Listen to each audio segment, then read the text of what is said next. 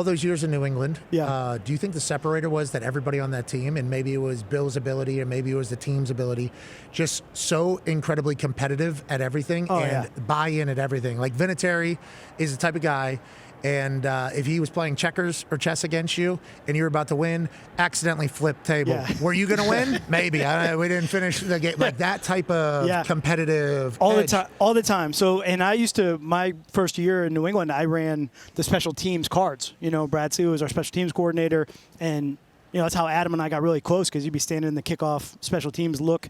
They're trying to get the return set up, and Adam's like, all right, I'm going to boot this one here. And, he's just trying to scheme up to beat, the kickoff return unit. And then all of a sudden, Rodney Harrison walks in and he, taps some young guy, he goes, get out. And then so now he's in the huddle, and I'm like, ooh, this is about to get live right now. We're rolling. So I'm holding up the card, and he's talking to Adam, and Adam, he's probably supposed to kick it deep left. He goes deep right. Rodney goes right through everybody, blows up the whole thing. He's yelling at the return team. This is you better get a new return. I'm like, this is Throw it unbelievable. out. So let's talk about that. I think that culture, obviously, up in New England, the Patriot way, you're a massive piece of that. You have a lot of success. You got trophies. You got rings because of it. And one of the greatest defensive calls in the history of the sport. Thank you. You take that and you join Ohio State here. Obviously, there's other stops in the road, but you're now at Ohio State. Yeah. Did you feel like there was a professionalism, I guess, to that Ohio State defense? Because we saw what just happened yesterday, and it's outrageous. Yeah. Backerhood. Yeah, yes. Backerhood. They're on a different planet. Yeah. But they're openly talking about how you have assisted them through this entire combine process. Now, granted, I don't know if you're teaching them how to run. You can definitely, you can tell the athleticism that I have, so obviously I did all those drills. But can you tell me a little bit about if New England and Ohio State compare to each other, or what messages you're delivering to the boys to get them ready for an NFL situation? How has that kind of been good for you or bad for you, maybe, as you've taken this? No, it's really been great. Certainly, you got to start with Coach Day and the culture and kind of the guys and the people that he has in the building. And certainly on the defensive side, you felt it right away when you walk in the meeting room, and certainly the linebackers, but Caleb Downs and just so many great guys, kids that you're coaching. So you feel that competitiveness and you feel that culture of just competing every single day. But it was, when I walked in there and saw those two linebackers, and you're like, all right. What are those? I know, yeah. I'm like, I know what to do with these guys. I've seen. What you guys give up one backers. first down in 4 weeks or something like that? Yeah, and that's always the funniest is when, defense, you're playing, you don't want to give up anything, right? And then maybe you make a couple substitutions, maybe you're up by a lot of scores. And now and I'm like a lunatic because we just gave up one first down in the game. And we ruined it. Yeah. That's funny. Dan Lanning, what was that in the playoff game? He put his stars back in. They were up a bunch. And, JMU. Took his starters out. And then all of a sudden it was going bad. He was like, nope, this is not how this shit's going. That's right. Get you boys back. We had the same thing. I think it was later in the season. We hadn't given up a 100-yard rusher in 10 games. And so it's getting close, and I'm looking at the scoreboard, and I'm looking at, the head coach going, can we get that other group back out there right now? I'm like, not really about stats, but let's just shut this. Hey, guys, take the risk, get your gloves back on. Hey, history matters, though, Coach. We know that. Go ahead, AJ. Yeah, I guess, Coach, what were you able to, you got to Ohio State, and the expectations there. Coach Day says all the time, hey, we can't lose, we can't have a bad day. You came in, your defense just off the charts from the jump, and also replacing a ton of studs. Right. Now, obviously, you have other studs in line, but you don't know what they can do yet, really. I guess, what were you able to do, schematically with your defense? How was it able to be so successful, and how did they take to it to where they were able to execute so well? Yeah, and give credit to them. The players, when I got there, certainly change is always hard, and we had lost all those great players the year before. And a lot of guys, the interesting thing was they just hadn't played. They didn't have the game snaps. So really through the spring, I was like, all right, we're going to teach conceptually. We're going to kind of talk about structures, whether it's coverage and front.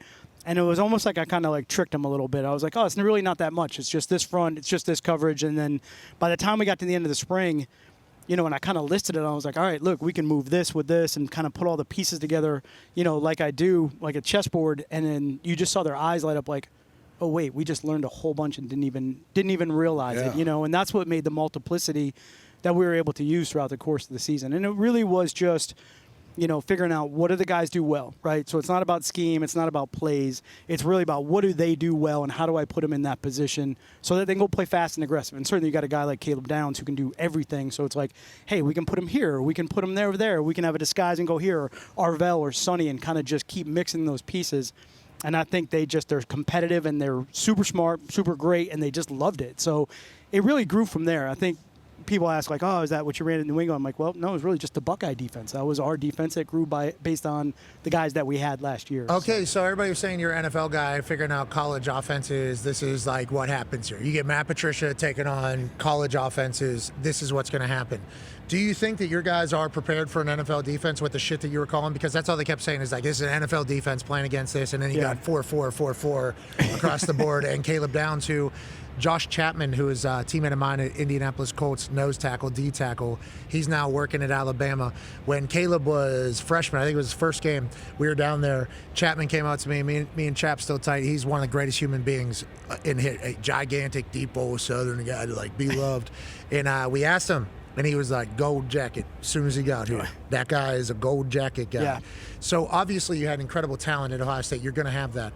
But do you think with the way you were playing and the shit you were doing, that the transition for them into an NFL defense is going to, I don't want to say easy, but like, do you think these guys, because of running your defense, are in a much better position maybe than other places? I mean, I really hope so. You know, I mean, that's the whole goal. I say it all the time. Listen, those two linebackers are 6'5", 6'4". I'm like, you're going to get in the NFL. Someone's going to, you know, whether I'm here or not, it doesn't really matter. You're going to get in there. But how do you stay in the NFL, right? Because we've all seen that. You know, guys that either go early or guys that don't even get drafted at all. It's such a different game. So my whole thing to them was like, we're just going to teach a little bit differently. We're going to teach more conceptually. We're going to learn, you know, the bigger picture. And I think that is one thing that'll help them as they, you know, have to go into those new locker rooms and see those new schemes. And right when the season ended, you know, I told all those kids, I said, listen, we're gonna go on a schedule. We're gonna meet once a week. We're gonna Zoom. We're gonna review all the schemes. I said, I'm gonna put you through the combine interviews. Nice. We're gonna, you know, meet individually. We're gonna talk about, you know, your workouts and your drills. And I said, you have to get an advantage now. You have to be ready to go.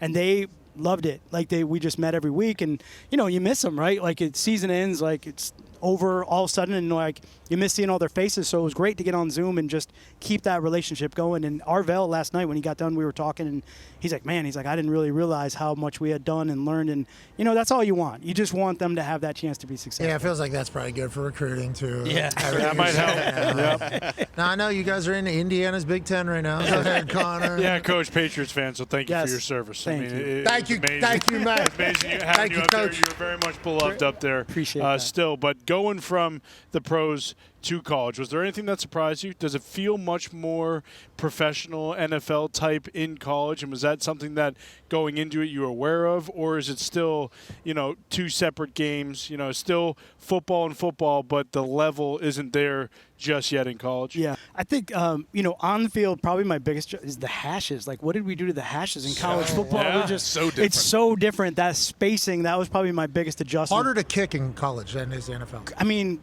can we just put it down the middle and just like, you know, Yeah, why is it kick like straight? why don't they change it? I mean, that's pretty. I like it. It's pretty good. We're nice and even, just set up. But that was the biggest difference schematically for me. But you know, the game, really kind of walking into that room, that joyful sort of like love of the game, youthful, maybe innocent love of the game that I hadn't seen in a long time. You felt that right away, you know, especially the young kids. And then you realize how young, you know, some of them are.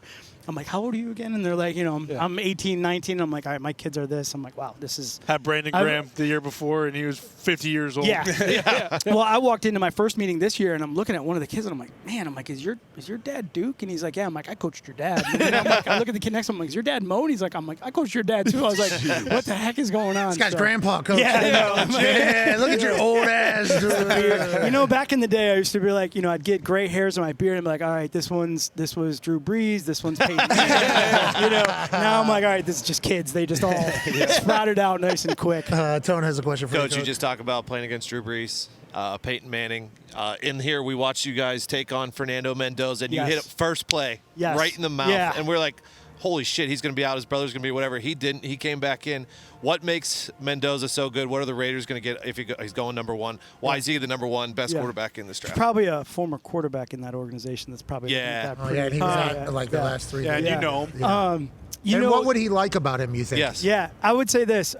Going back the previous summer, the Peyton Manning Passing Academy, went down to that, and I saw him. He was at Cal, and I remember spending time with him. I was maybe just checking quarterbacks out just in case, you know. Yeah, you never know. Trying to get ahead. Due diligence. You know, Coach. Yeah. So I remember spending time with him and just loved his energy, but really how smart. And, I'm always looking at how big guys are, and I was like, he's tall, he's, can stand in the pocket, because a lot of the guys are just, you can't see over the offensive lineman, But one of the things you notice right away was just how tough he is, like in the pocket, taking those hits over and over. So we definitely wanted to hit him early as hard as we could. And Caden Curry, who worked out Indianapolis yesterday, kid, yeah. Man, great, unbelievable kid, smart. He's just a ball player, right? So he goes right off the edge. We kind of had an idea what maybe was coming, and I was like, wow, like that was. I don't think he's. And then he gets up, and you're like, uh-oh. That was our best shot right there. Yeah. It's like those Terminator movies. You're like, you're good, you're not good. You're not okay anymore. Yeah. So I think his pocket presence, the way that he moves in the pocket, I think that maybe the Raiders would like that, and the way that he can see downfield. He keeps his eyes downfield. Okay, so everybody talks about the RPO. He was number one in third down, number one in fourth down, number one in red zone. Yes. He can make the throws. Like, did you watch the film of the game in the Big Ten afterwards? Yeah. And was there some things that he did that you were like, I did not expect him to be able to do this against us? Because he was doing shit against your defense that we had not seen, really. I mean, old buddy deep shot down the right side. Charlie Becker. Charlie Becker, like that was abnormal against you guys. Yeah, we. But Becker had been coming on and coming in, like big catch radius guy. So we certainly knew. I mean, we did give up like 13 points. So It's like, but that game was defensively. I think they were awesome. averaging 45 or something. But you guys were kind of ass in that Big Ten championship game. I'm just waiting for it. But I'd say this: watching him live and the arm velocity and the ball coming out of the pocket was maybe something you can't pick up on tape. But you knew the accuracy, you knew his vision. But the ball speed and him able to really get that in those tight windows and those shots that he made at the end. And every ball is I think his hands must be gigantic because every ball is it's a tight. I think it might also be this building a little. I have history in buildings, right? And so there might have been another ball on the sideline, same idea, end of a game against the Giants, where I'm like, you lose a game. So it was first down. First down. Indiana's Big Ten champs. Yeah. Football, not in basketball. Yeah, it was crazy. We're down there hammered drunk. Yep. Now I love you guys. I want to let you know I love you guys. I know. But boy, the state of Indiana. Look at his ass. Hard not to buy in. It was crazy over here in Indiana, dude. It was. It was a crazy thing that was happening, and it was a freight train. Can you tell me a little bit about Signetti? Your thoughts on kind of him as a person that's been around a lot of the great coaches who operate in different fashions.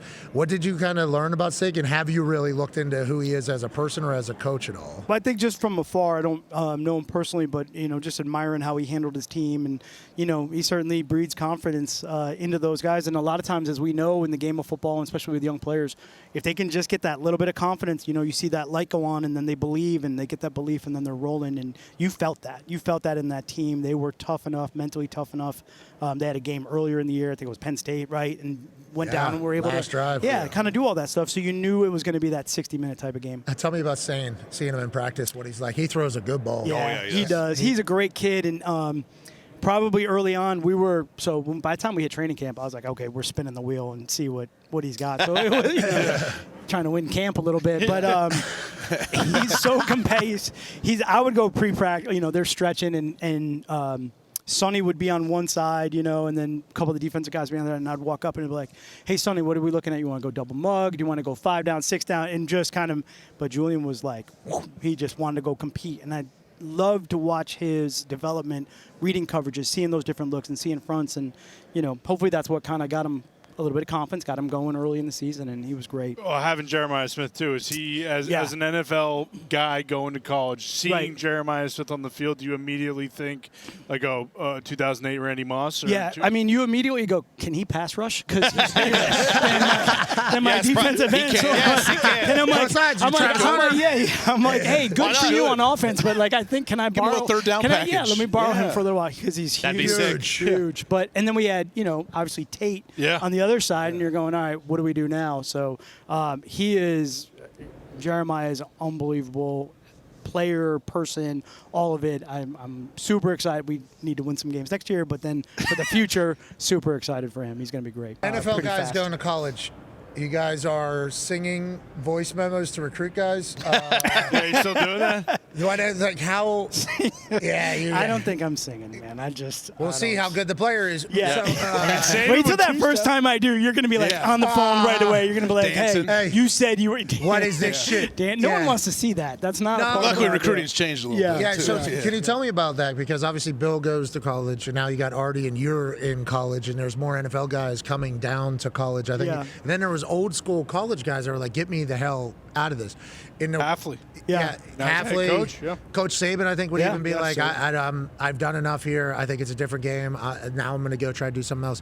Can you tell me about the current college model as an NFL guy that maybe either makes it easier for the transition of NFL coaches going back to college, or if it's just more inducive for it nowadays than it was before? Like, what are your thoughts on that? Yeah, I think one of the things at college that became really interesting for both, probably Bill and myself, was just the ability to actually build a roster fast.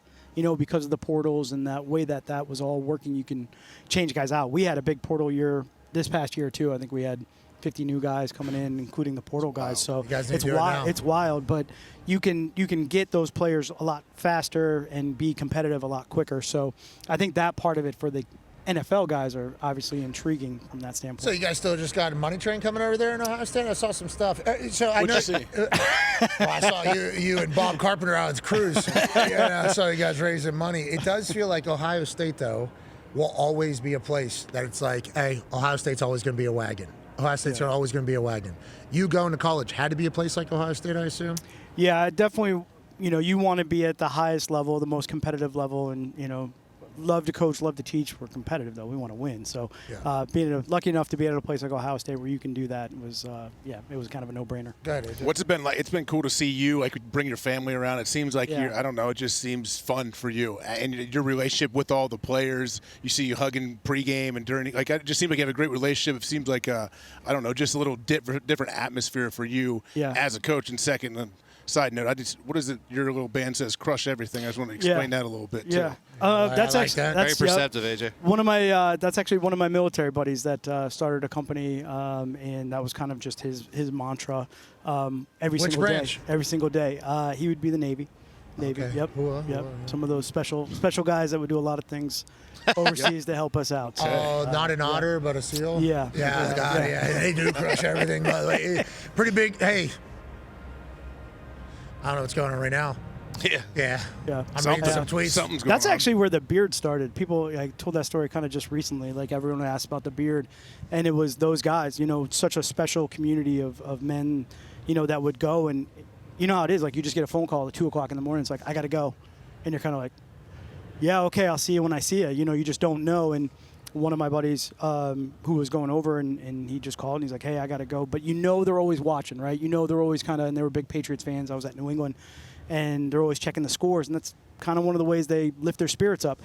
And they would all come back, and they'd have these huge beards, and I was like, all right, well, I'm not shaving until you get back. This is 2011. We played the Super Bowl here, and so it was a longer season for us. And by the end of the year, my beard was out there. Yeah, it was out there. But that was just so those guys knew. When they were overseas and they were checking scores and seeing us, hey, man, we're thinking about you guys, and just get home as fast as you can. So that's actually where the beard started. I think it's a good look for you. You want this, you got that. No way, watch them walk right past you. Run fast while you have the chance.